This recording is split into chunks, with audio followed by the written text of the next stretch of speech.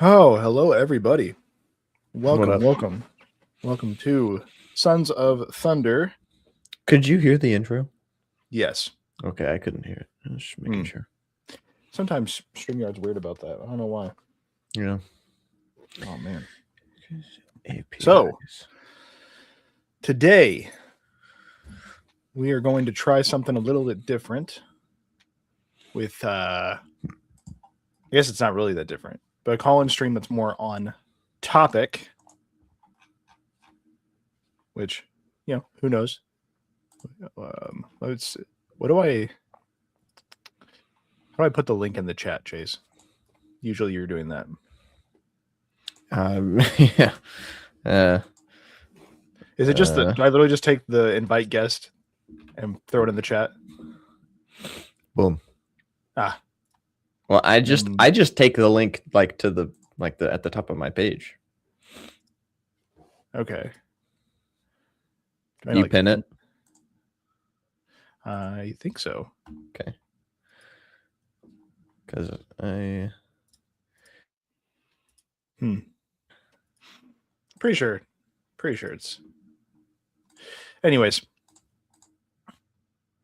All right. It played. As we are. Not totally prepared. Thank you. No, wait. Okay, there we go. It's pinned now. I think you have to do it in YouTube. Maybe, I don't know. Regardless.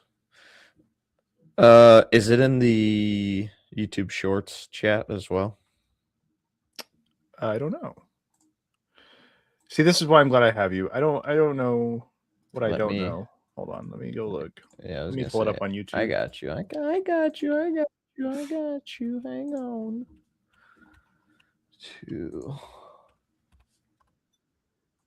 Yep. I'm gonna pin it here too. Message pinned. Cool. Right. It's pinned in both places. Excellent. I do know that David Wood and Nick from Fearless Truth are both also live, so we may be a little thin this evening. I'm pretty sure Apologetics Roadshow is alive right now. What is the newest cope to deny the deity of Christ? Ooh, that's a good question. What's the newest one I've seen? Oh, I see your cat. Dude. Yeah. And I raise you a cat. Cinnamon, say hi. Cinnamon, very cute. Earlier, before we started the stream, I walked into the room and your cat just goes, hang on, I'll reenact it for you. Oh, thank you. Your cat just goes. and then dropped back down and left. I was like, what? Oh man. Anyways, I'm not sure if there is a new cope. I feel like the copes have been pretty much the same for like 1,000 years, 2,000 years. No, I think the newest one that I hear, I guess I don't know if it really denies the deity of Christ, but since we're around Easter, that the Romans crucified Jesus for being a radical. Not that he wasn't crucified for claiming to be God. He was crucified for being like a radical revolutionary. So it has a lot more to do with that, concept of, Christ is just, he's all love, man, and he was just so, radical against those Romans, and they, and it's just a bunch of nonsense. If you actually read the Gospels, you would go see that Jesus was not condemned by Rome. Actually, Rome found no fault in him. Through multiple testimonies and witnesses, they found no fault in him. And it was actually his own people that he had come to that wanted him dead. And their reasonings for wanting him dead was because he was committing blasphemy, and he, in their eyes, and that he was calling himself God. Yeah. Some people Like I know I listened to Lee Strobel's interview on the PBD podcast, which if you haven't, it's a pretty good interview. Um, he claimed that you know, Jesus was also viewed very negatively by the Romans because he was claiming to be king and because he was claiming to be God besides Caesar. So he was essentially like you could say that they took him as trying to usurp the authority of the Caesar, which is fine. You could. I think that that's a perfectly valid explanation, but I don't think Pilate cared all that much about that. I think he was much No. more concerned with the moral part of Jesus's because they didn't exactly bring him forward and say, "Hey, look, Pilate, this guy claimed to be king and stuff." They just kind of arrested him Yeah, I mean because he was Pilate, blaspheming. So right. Pilate didn't really care all that much, but No, and Pilate was asking like, well, what laws has he broken? And their answer isn't that he broke any Roman laws. Their answer is that he's broken their laws, and then Pilate tells them, handle it yourself. right. Hold on, where's oh, hey, I was okay. Cinnamon is being a little menace right now. So I was gonna pull up the trial.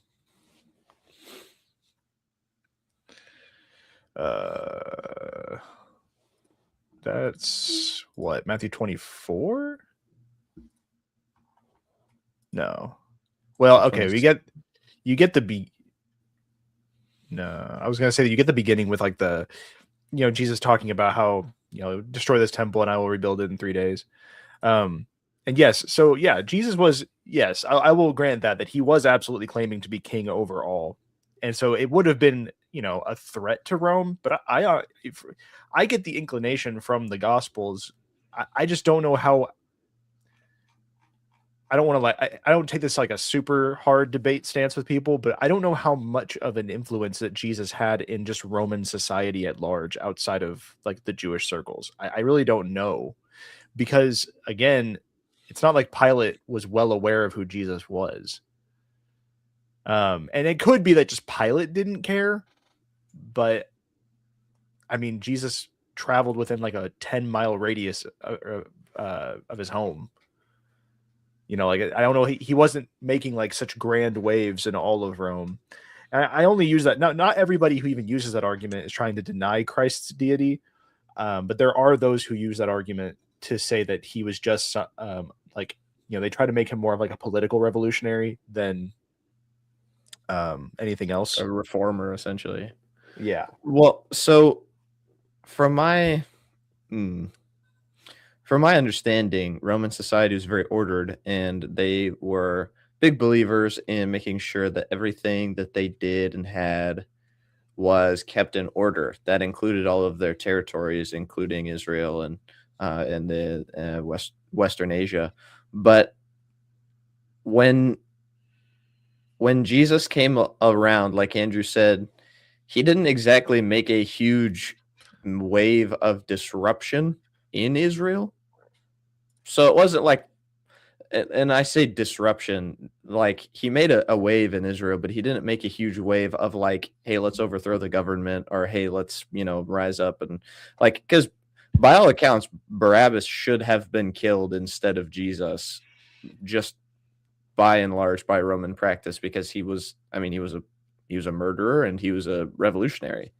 And they didn't like those people at all. That was kind of not tolerated at all.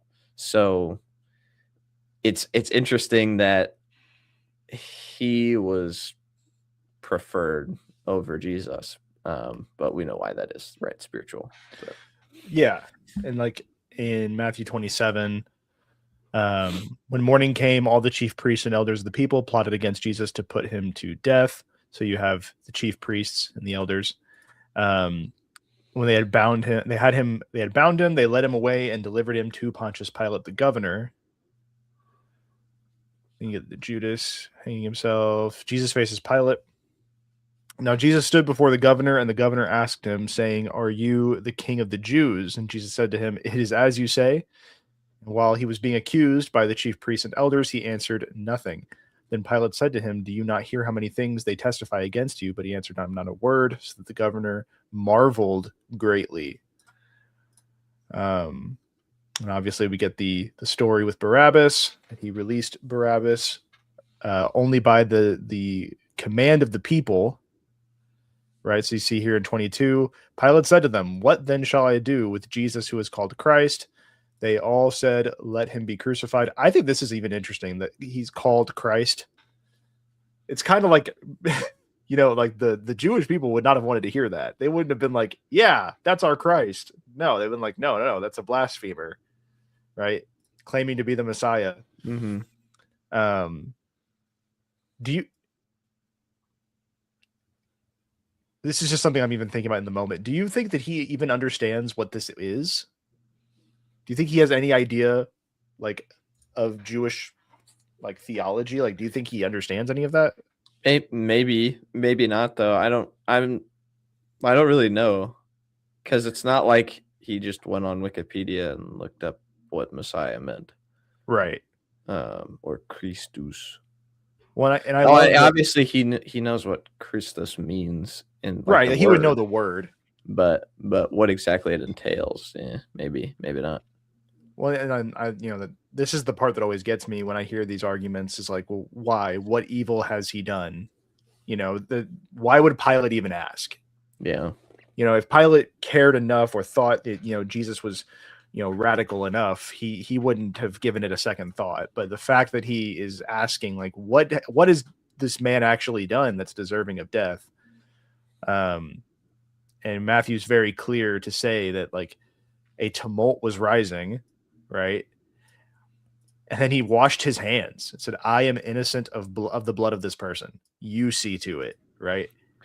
So, obviously, this only makes sense if we're talking about Jesus not as some political radical who was a threat to Rome, as I've heard on the internet many times, but more so as a religious. I mean, from Pilate's perspective, you'd almost just want to say like he's like a religious zealot who the Jewish people were not a fan of, and um, demanded that he would be, crucified. Right. But anywho, Good question. let me pull back up. But what other? I don't think of anything else I've heard recently that would be in the cope sphere. I don't know if there's any like major ones.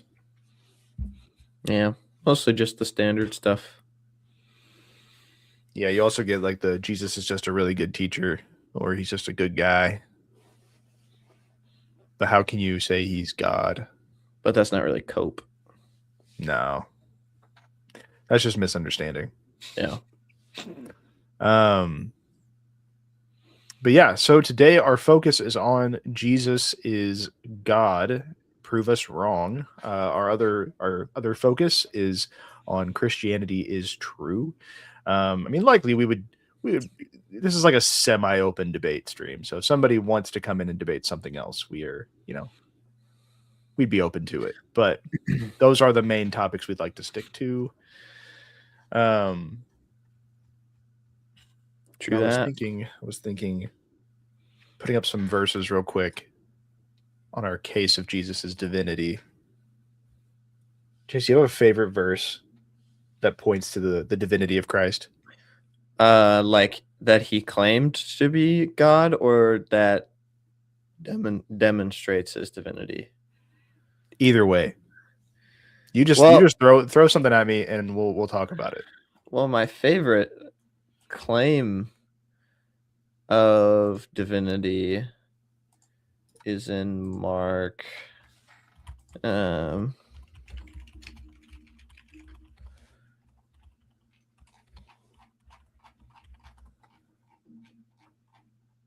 is in Mark 2:28. Any thoughts on Bart Ehrman's adoptionist development stuff that he made up?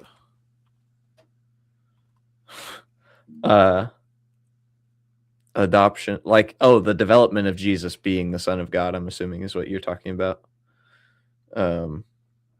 Because yes, that is made up, right? We have 1 Corinthians 15, right? That goes back to within 10 years, or not. It's not even 10 years. When is 1 Corinthians 15 dated to? When is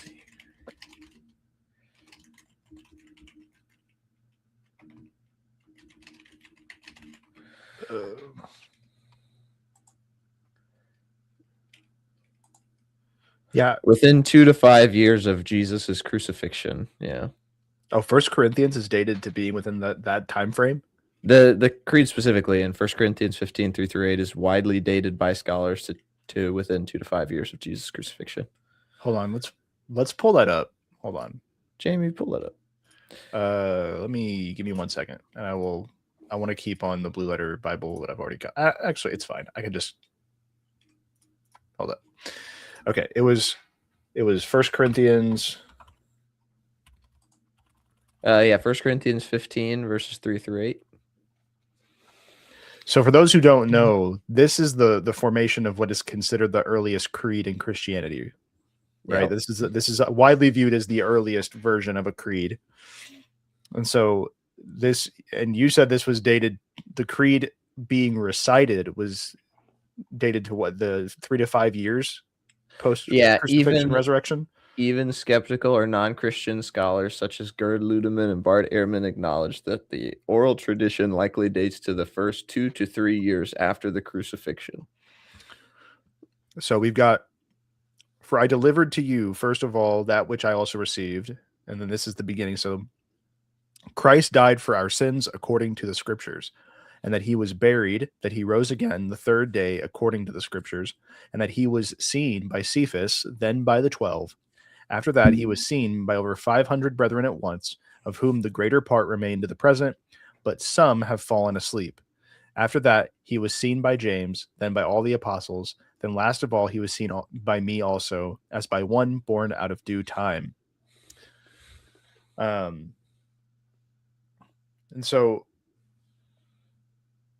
this is absolutely like,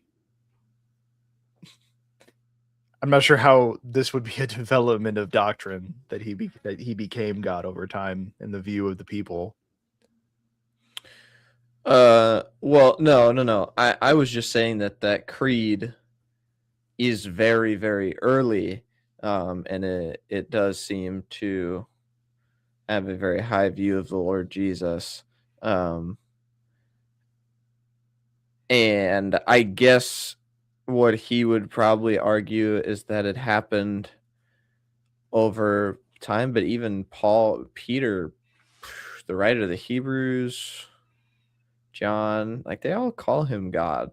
It's something I've never quite understood with the arguments. I think, the argument from like the Islamic point of view, where they don't even acknowledge the epistles, they only acknowledge the gospels.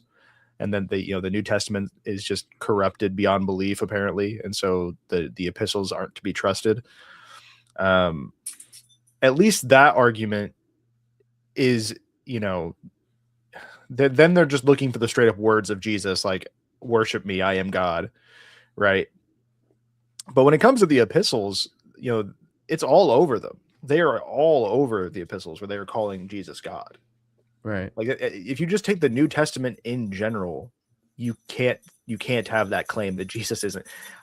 On one of God Logic streams, he was talking to a Unitarian, and the Unitarian like agreed like scripture's inerrant and and infallible.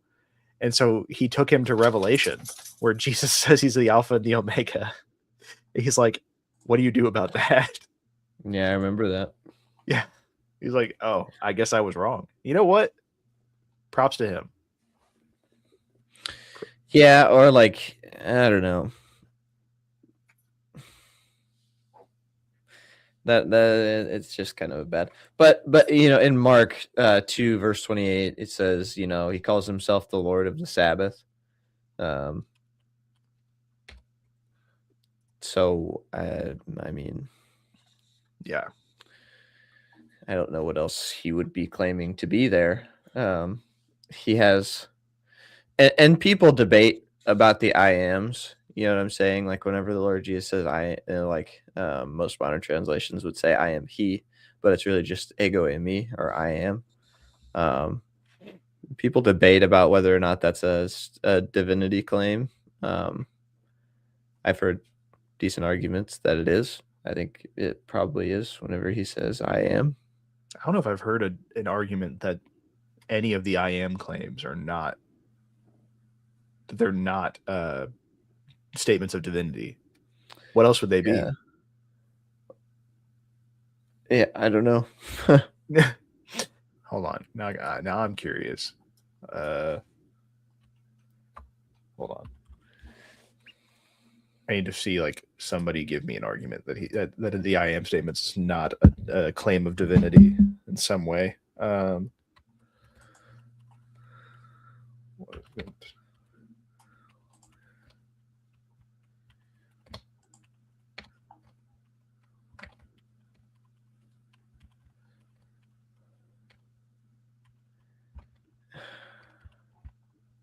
What's up, up, K Kevin? dog? How's it going? Hey, So oh, sorry, go. no, go ahead, go ahead. I was just gonna say, Kevin, I hope you had a chance to check out our rationality argument video against determinism. I hope you did, because I know that's one of the things you are passionate about. Kevin, we need to connect so that we can do a video on either Calvinism or just determinism in general. But Yeah, which is not claiming divinity. I see it's from the gospel.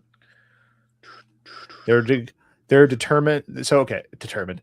They're interpreted as metaphorical declarations of his functional role, messianic identity, and spiritual authority. Huh. Okay. I guess. One of my favorite divinity claims. Matthew 5. Hold on. Let's go.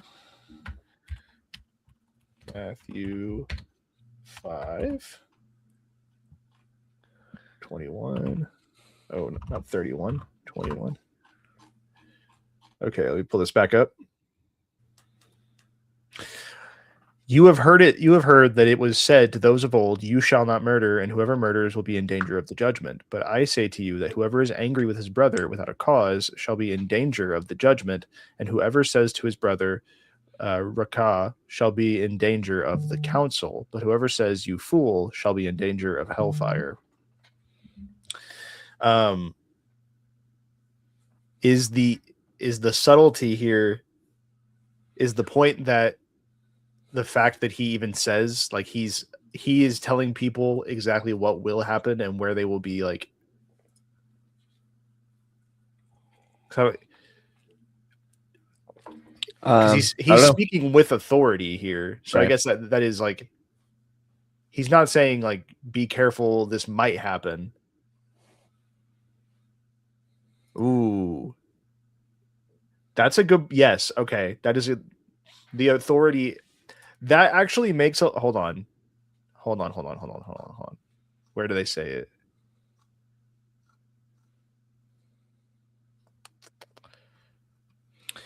I mean, of course, yeah, it's the Lord's law.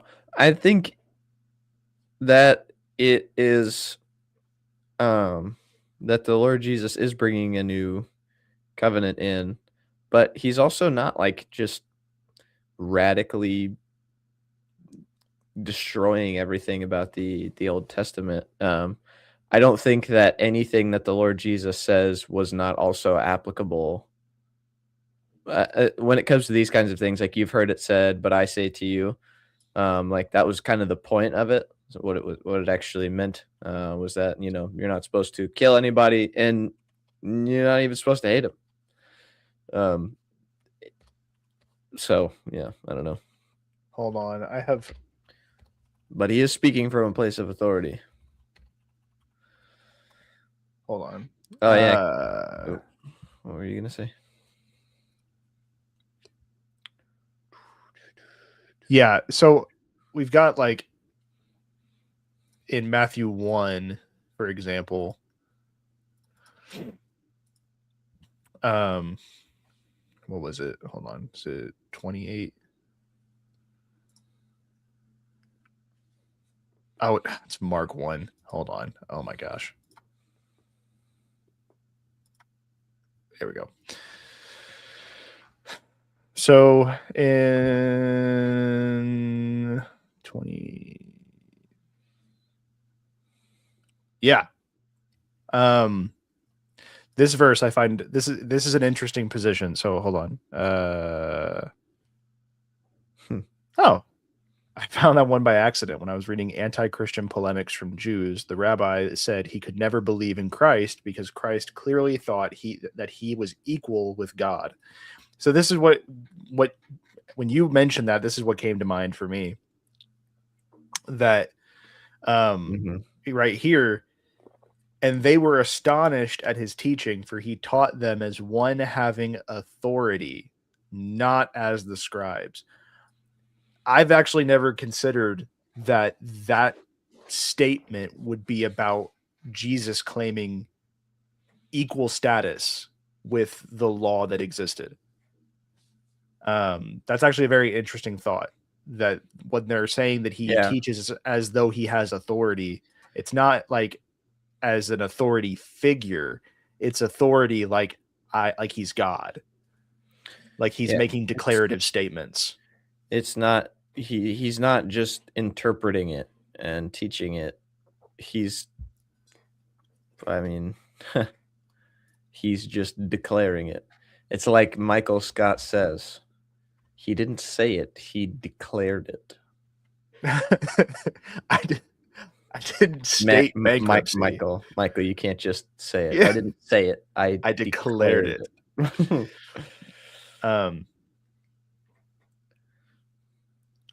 This was a requested passage. Therefore, my Father loves me because I lay down my life that I may take it again. No one takes it from me, but I lay it down of myself. I have power to lay it down, and I have power to take it again. This command I have received from my Father. I mean, I don't know how else he would be able to take it. You know, how could he lay down his life and take it back if he was just a normal person? I don't know. I'm just going to say I don't think he could do that if he was just a normal person. But I think if you're God, you absolutely are able to control the power of life. Yeah. And notice he doesn't say this power I receive from my Father. It's this command I receive from my Father. I received permission to do this from my Father. So it's not as kind of teaching the subjection, right, of the Son to the Father here, right? The Father is at this point requiring this of the Son, but he's not giving him anything that he didn't already have. You know, and I think this is actually just a super fascinating passage in general. You know, you get the story of the Good Shepherd here, and you know he's speaking about how he's about to bring in the Gentiles here. At least I think that's what he's referring to. You know, saying like he has sheep and that are, and other sheep I have which are not of this fold. Them also I must bring in. But then you get here, after his statement here, in the potter's hand has a point that not only this, but why is this so important? Well, right after this, therefore there was division again among the Jews because of these sayings. And many of them said, he has a demon and is mad. Why do you listen to him?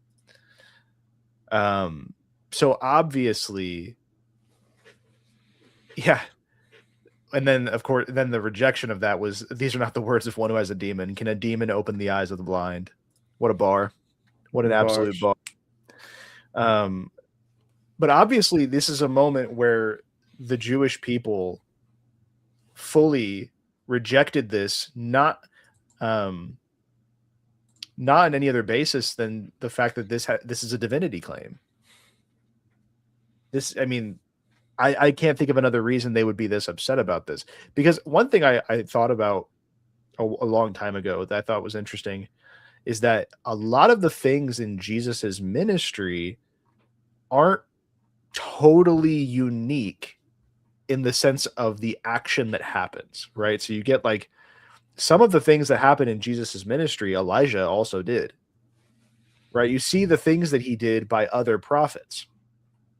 The problem is, or the difference is what power they did them by, right? Like Jesus was doing things of his own power. Elijah was doing things from God's power. And so it's not, I think some people take some of the things of Jesus too lightly, where they don't realize that like this isn't for the Jews, this isn't even like a new thing. Like they have believed these miracles that he does are possible, but they believe they are possible by the power of God, and Jesus does them on his own authority and of his own power. So he's that, and that, like, you could argue that his ministry is in itself evidence of his divinity.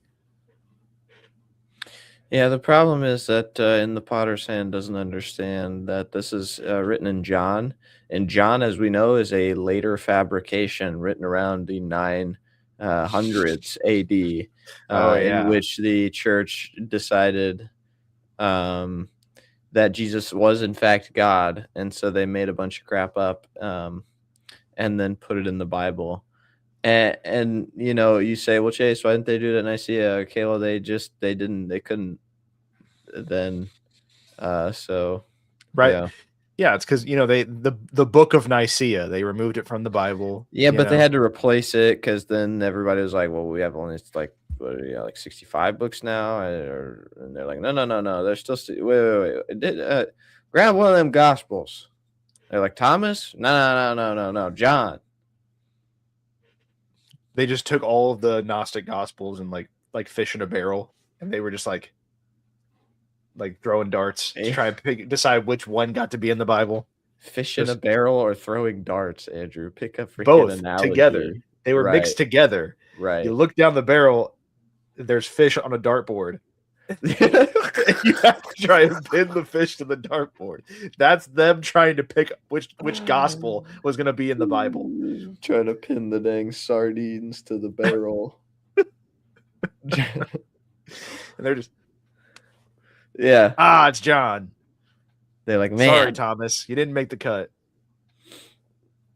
And then you get the the Book of Carthage, dude. You know, they left out the book of Trent. They left that one out. Right.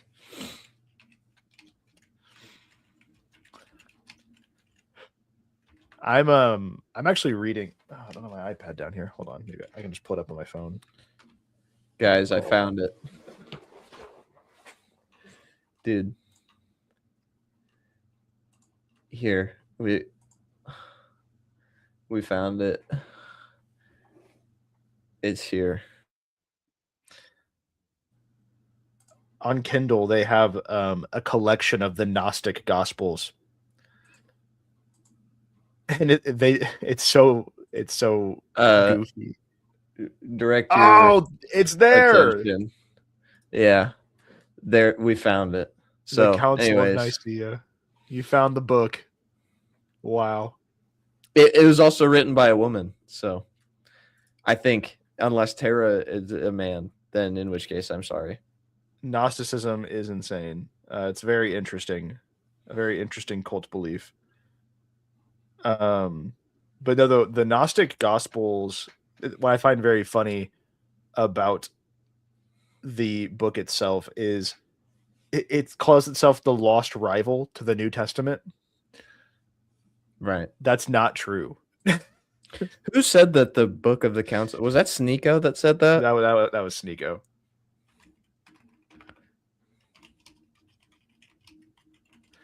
But the idea that the Gnostic Gospels were the rivals of the New Testament writings would imply that they were written at the same time. We have no evidence to support that any of the Gnostic works were any earlier than 2nd century. Whereas we have ample evidence to support that the writings of the New Testament were 1st century. So it wasn't just that they were 2nd century, it's that they're 2nd century forgeries or pseudepigraphical books they are claiming to be somebody else, but they are not actually the person that they are claiming to be. Do you have the video of Sneeko? No, Were you I wanting to don't. play it? No, I don't have the video. I can. Okay. Here. I thought you were. I didn't know if you were laughing at watching him say, "We know they removed the Book of Nicaea from the Bible." A classic line. That is like a historically wrong thing to say about when you're trying to debate a religion.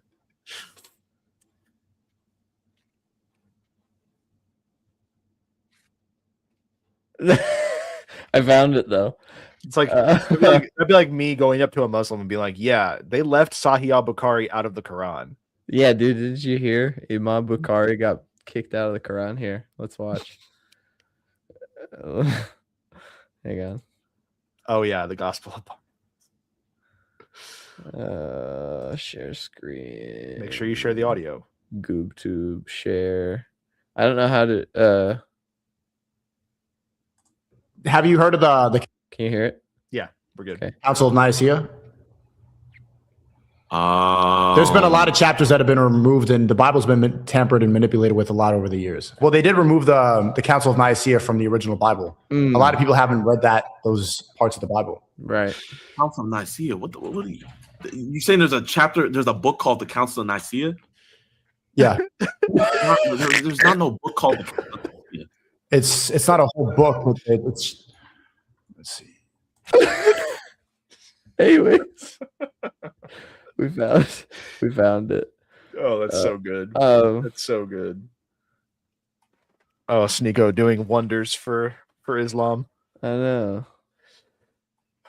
How do I get to the Sneeko and Junior never leave. Private chat? There we go. Just kidding. Leave. Abandon it. Come to Christianity. Come to the fullness of the truth.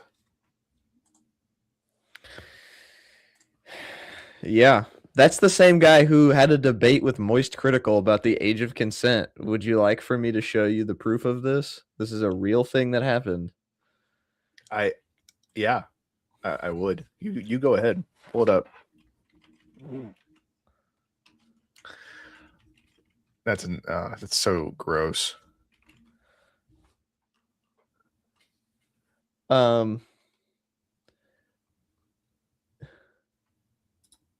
Amen. Never go full Muslim. Yes, dude. Here you go. $12. We gotta find Age out of how many consent. shekels is that for the Book of Nicaea. $12. How many shekels? Give me 1 second. Age of consent.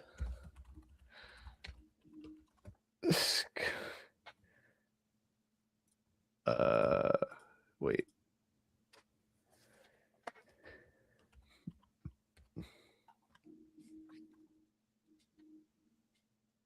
What? Okay. $1 is 3 shekels. So it's $4. Yes. No. Well, that depends on how you. If it was 12 shekels, then yes, it'd be $4. But if it's $12 to shekels, it's 37 shekels. I don't know if he debated or if he moderated that debate. But that wasn't the initial point of the debate, I don't think. I think Andrew Wilson just kind of got fed up with the Orthodox Muslim being an idiot. But here's a do you want to see the debate? I have like Muslim Lantern, not Orthodox, but I've never actually watched anything by that was Muslim Lantern, sorry. Yeah. The only thing I've ever seen from Muslim Lantern is that he that he understands the issue presented by the Islamic dilemma, but only if he presents it to a different religion. Oh, he yes. sees something that comes after Islam, he can fully grasp the Islamic dilemma. But if it's about anything pre-Islam, he cannot understand it. It just what is his name? Muslim Lantern, or is his name? I think it's just available? straight up. That's his YouTube. That's just his name. Muslim Lantern. Anyways, did you have the debate? I have a minute clip of it. Okay. That kind of sums everything up for us if we Perfect. if we want to go ahead and excellent. Here we are. A very apt title. I'm talking about your personal beliefs. Do you think someone in their 20s should be able to marry a 15 or 16-year-old? Notice, right off the bat, he is arguing against even a couple years under 18. He's not even arguing about a 9-year-old. Yeah. No, I was gonna say I was gonna say the first thing was like, hey man, Muhammad married a 6-year-old. So like, yeah, exactly. 16's like, yeah, grandmother. But it's obviously still wrong. So I'm glad that Critical's starting at like the top of like right almost at a legal age. And then it's like, okay, well, how's your sliding scale here? How young is like the too young where it's like you can't marry that young? It's like, I would hate for Moist Critical to go up against Daniel Hakikachu, which, to be fair, Daniel's one of the weirdest people I've ever seen. He's just a weird dude. But like, I really feel like, I don't know. I didn't watch this whole debate, but it was very refreshing to see someone who's not actively involved in religious debate, someone who is more secular, like Moist Critical Charlie, if you will, trying to convince a Muslim that you shouldn't marry a 15-year-old. Can you back it up a little bit before you Yeah. Do you think someone in their 20s should be able to marry a 15 or 16-year-old? To someone in their 20s should be, I mean, I personally wouldn't do it. I don't know many people who would do it. That's already great. better than Good the job. Prophet. Good already better. Islam does make people weird. Yeah. It made Sneeko weird. I mean, he wasn't. I didn't really know him a whole lot before, but yeah. The maturity for people in the teenagers in the West is getting much worse. But there are We're talking globally. Let's just talk globally. Like, do you think it is okay for? I'm not talking about just you specifically anymore. Anyone? Do you think it's okay for anyone in their 20s, an adult, to marry a 15 or 16-year-old? A 21-year-old, if there was a marriage where the father consented and the daughter consented, and it was both good on both families, and they wanted to do it, why am I going to get involved? Why should we get the government involved? Well, why would I tell them if everybody's consenting, if everybody's okay with it, if the parents are okay with it, if nobody's being harmed, if it's going to be okay, if they're both abiding by the rules and they're not hurting each other, why not? But Sneeko, that's the point. Is that there shouldn't be a rule. I don't think you understand. It's like every other rule except for underage marriage.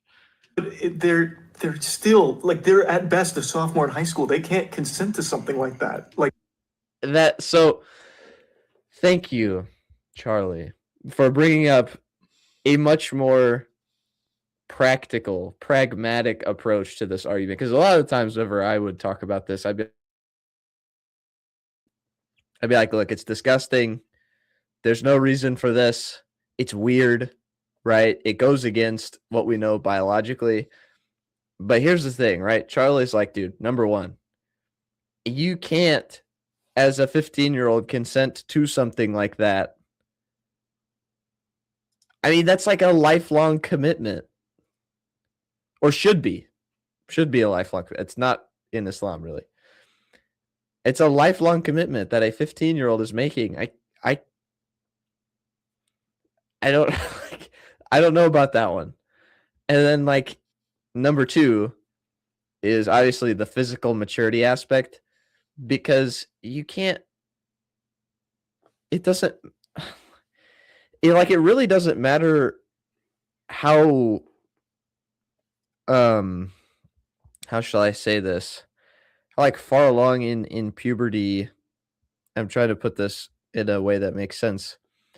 If a girl is small and not very big, the baby may cause damage, and very bad damage. In fact, like if the hips are not all the way widened, that could kill both of them, and it would. Don't we hear about this, that there are very young girls in the Middle East who die by bleeding out from because like, they literally premature childbirth. I mean, they're not, and I shouldn't say premature childbirth in the sense of like the baby was premature, but in the sense of like they were literally premature to have children. Like they should not have been able to have kids, or like were literally, like it's not abnormal that a girl could have her first period at like 10. A 10-year-old does not need to have a child. Exactly, like because that's absolutely insane. The period does not mean that you're ready. No, that doesn't mean that. So it's like, the thing is, again, like what you pointed out from Charlie's perspective, he wasn't even going as young as what Islam permits. So it's that, but that's I mean, and in some it's in some of the. Give me 1 second to figure this out. I can't. I don't know, man. Hold on. So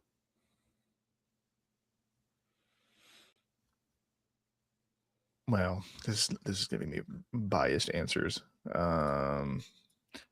Let me just put in Middle East. That'll probably give me more correct answers. Okay, in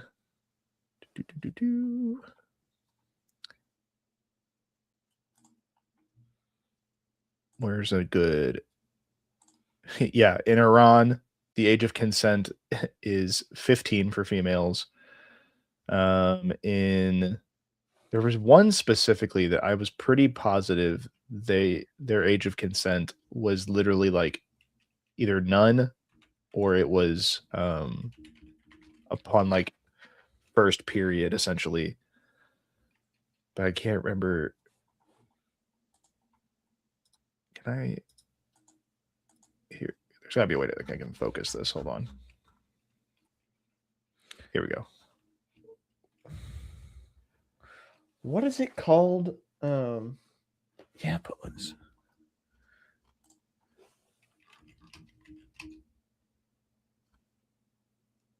anybody who jumps on the stream right now is gonna be like, what are they doing? We're just like locked in trying to figure this out.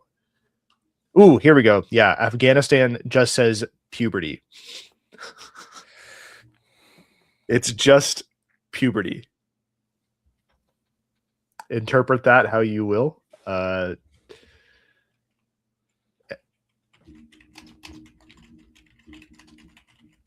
Yeah, Syria's 15.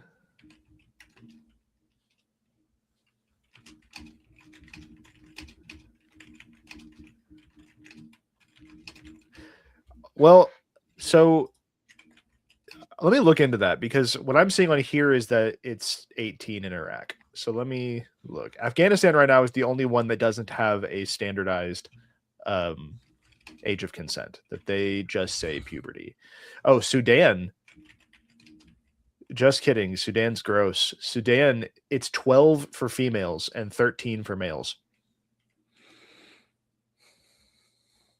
brother? Yeah, that's not okay.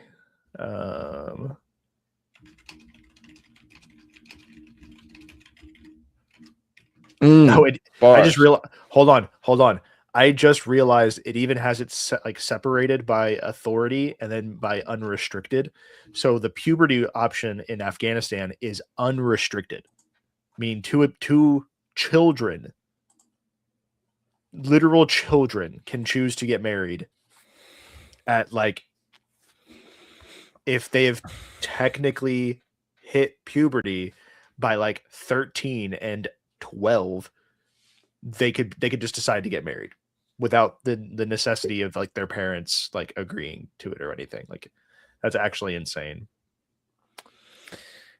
Dude, I just posted in the Discord server.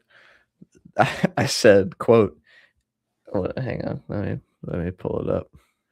I said, dude, quote, Islam redefined what a premature birth is. It went from the one being born to the one giving birth.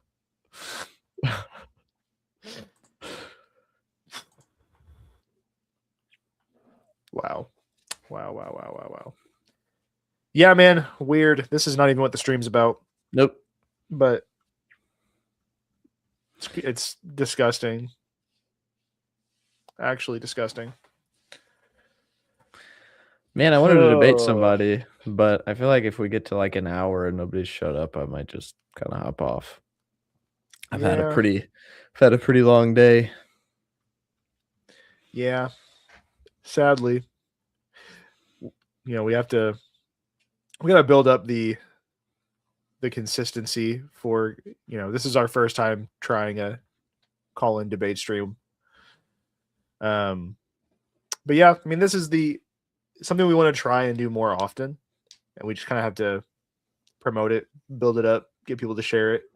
Right. But hey, you know what? Nobody called in to debate. Just proves Christianity's true and proves Jesus is God. No one could debate us.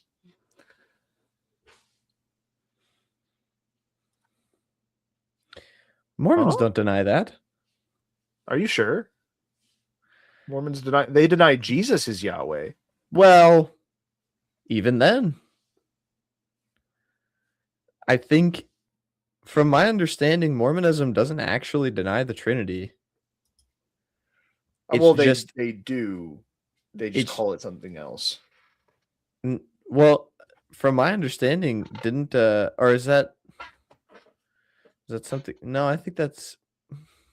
Hang on.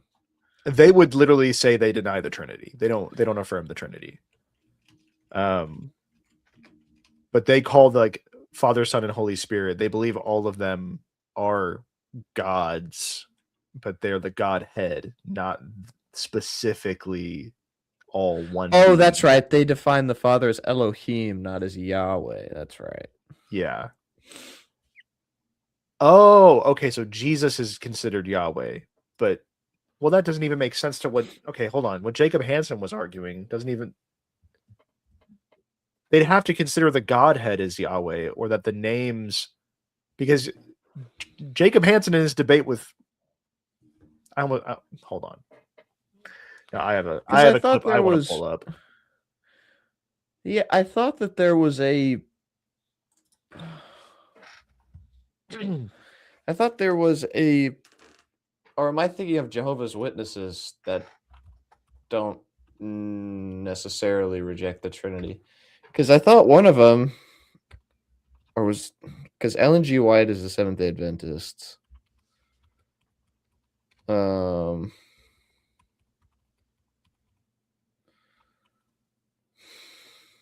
Well, that's fair. Where is? Because I thought there was a quote from like Doctrines and Covenants or something that said something like that. I thought I heard that. I thought I heard that on IP. On IP's discussion of the debate with Jacob Hansen and God Logic. But maybe I'm wrong. Hold on.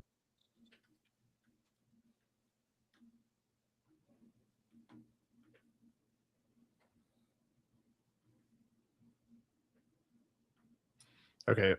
hold on. I'm gonna share this real quick. Well, of course, they are polytheists. They have more gods than any other religion, I think. I can't say that for sure, but I know that they have the most gods that I know. Okay, hold on. Can you hear that? Yahweh can refer to a who, or it can refer to a what. Okay, when you say somebody can go out in the name of Yahweh, how are you using Yahweh in that way?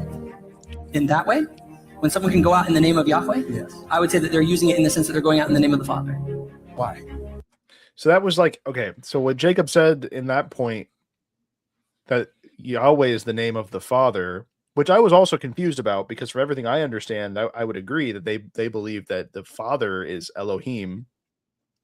I think trying to defend that the Father is Yahweh is like that has to be like one of the easiest things we can do. I feel like that's what almost everybody would agree on. I know. But we can do that. Just let's get through. Because the Father is within the Godhead, relationally, He is the Most High. I got you. So you, the person who is Yahweh, by reference and by like who Yahweh actually is the Father. The Son isn't really Yahweh. He's just an agent that can carry the name of Yahweh. Incorrect. No. Yahweh can refer to a who, or it can refer to a what. If it's talking, and it does refer to a who is the Father, and the Father's name can be borne by the other two members. Is the Son referred to as Yahweh? Is the Son referred to as Yahweh? Yes. So if the Son is referred to as Yahweh, can the Son also send someone in the name of Yahweh? That's a good question. Because He bears the divine authority, yes, He can. He can send people out in the name of Yahweh. Jesus does that. Right. Sends people out in the name of God. Well, that's because He's Yahweh. That's why. Well, no. No, but here's the thing. That's just to understand the notion of divine agency. Hold. Well, okay. I guess I understand. He was pointing at that God can send Jesus in the name of Yahweh because Jesus is Yahweh. But yes, ad infinitum indeed. Yeah, I mean, Speaking of freaking Latin, man. Sorry, I don't want to derail the no, conversation. dude, you're fine. Well, no, I was about to say, speaking of Latin, it's been a while since I played Fallout New Vegas, but never mind. Oh, okay, that is completely different. Yeah. It's okay. No, but here's the thing. That's just not to understand the notion of divine agency in the Bible. Yahweh can. Okay. Yeah. So Ruslan can't be laughing, bro. No, that's what I've he's such a bad moderator. I love Ruslan, but he's especially, I mean, it's hard, especially with God Logic, because God Logic is like, I mean, for all intents and purposes, right now he's goated. I mean, yeah, I think he's a perfect blend of rhetoric and knowledge.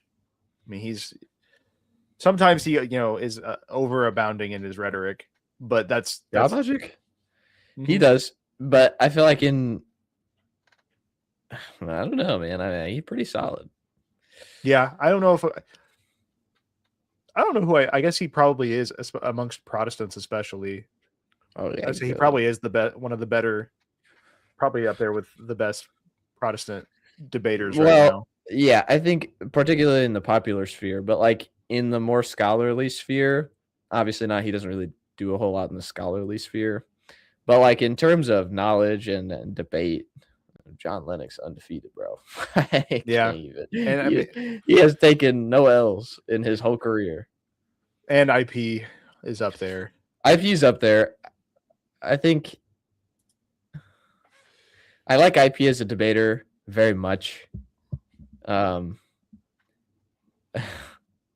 I just also think that when it comes to like his faith, it's just so different and weird, and he holds some very interesting beliefs. He has a very scholarly view of his faith, I would argue. Yeah. Like he has like a lot of like scholarly interpretations of his like positions on a lot of things. Right. But hold on. I'm trying to think.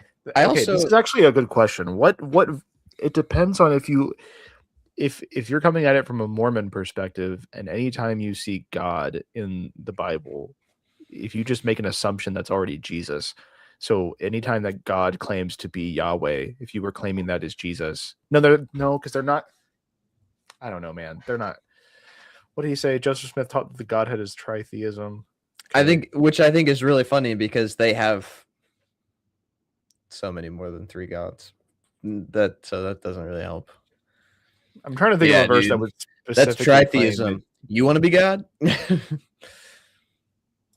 I guess you could go. What is there saying? Daniel, as God is. Is it Daniel 7 is the coming in the clouds with the Most High? Yeah. That's Daniel 7 or Daniel 9. Is it 9? I always Daniel 9. Daniel 9 is Son of Man, right? And then Daniel 7 is no. Well, that's the same passage.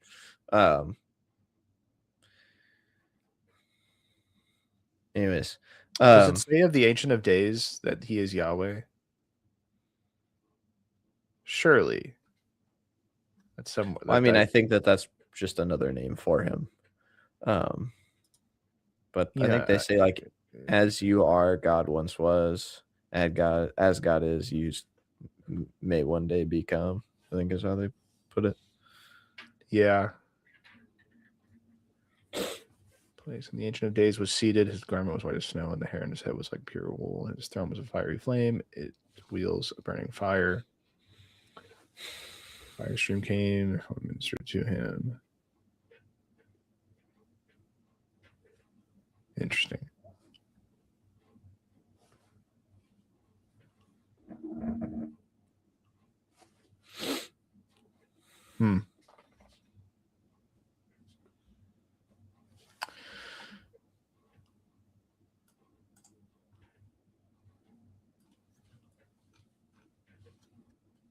I don't. Now I'm sorry. I'm just interested now into.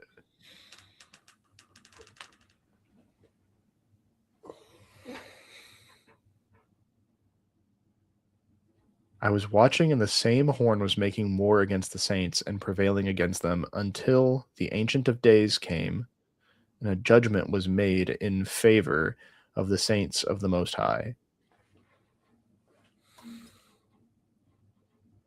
Hold on.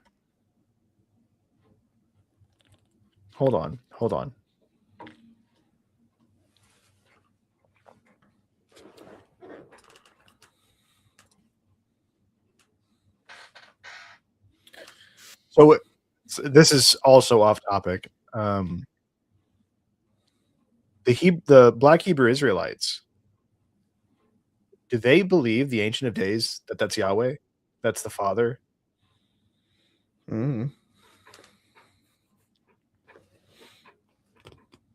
I don't know. Well, hold on. Think about this though. Until the Ancient of Days came, so let's say until the Father came, and a judgment was made in favor of the saints of the Most High. Am I being biased in reading this way that this sounds like it's claiming the Son of Man as the Most High? No. He could just be using Most High synonymous with Ancient of Days. Yeah, I guess that's true. I don't know why it just caught me off guard reading it, like thinking that that's interesting that it's worded that way. Yeah, I mean, because we are Christians. How?